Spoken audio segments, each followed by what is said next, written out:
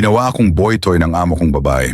Hindi ko po alam kung maniniwala kayo Kuya Junjun sa kwento ko, pero sana po ay mapili nyo ang isi-share kong kwento ko sa inyo kung paano ako kumikita ng walang kahirap-hirap.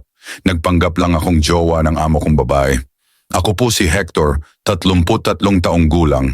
Nangyari po itong kwento ko mga 8 taon na ang nakakaraan nung tambay pa ako sa gym, panay pagpapalaki pa lang ng katawan ang nasa isip ko. Pero naghahanap naman ako ng trabaho. Hanggang nagkayayaan kaming magtotropa na mag-apply sa isang bar malapit sa amin.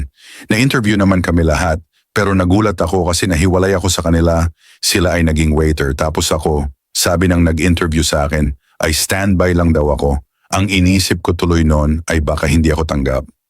Hanggang sa sinabi na nung nag-i-interview sa akin na nagkataon na siya din pala yung may-ari ng bar, nasamahan ko daw siya at kausapin namin yung mga guest. Nagtaka ako kung bakit hanggang sa lumapit na kami sa mga lamesa at magka-holding hands kami.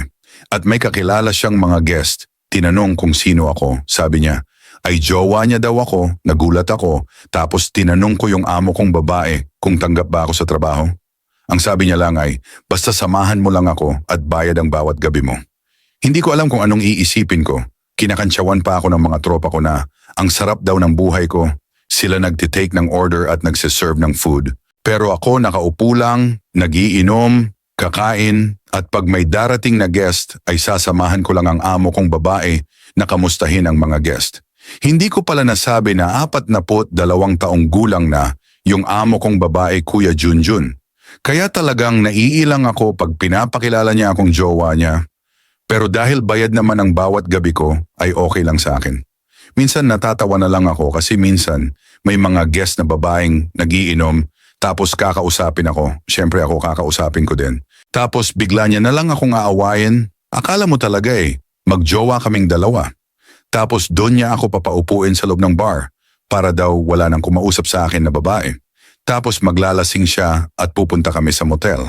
Aminado ako Kuya Junjun na may nangyayari sa amin ng amo kong babae. Pero gaya ng sabi niya ay bayad ako. Kaya kahit anong gusto niya ay susundin ko. Sabi nga ng mga tropa ko ay nakahanap ako ng sugar mommy, pero sa isip-isip ko ay hiyang-hiyang ako pag nakikita kami ng ibang tao na magka-holding hands at nagkikiss sa harap ng mga guests. Pero inisip ko na lang ay bayad naman ang bawat galaw ko, bawat pakikisama ko, at nakakain ko naman ang mga gusto ko.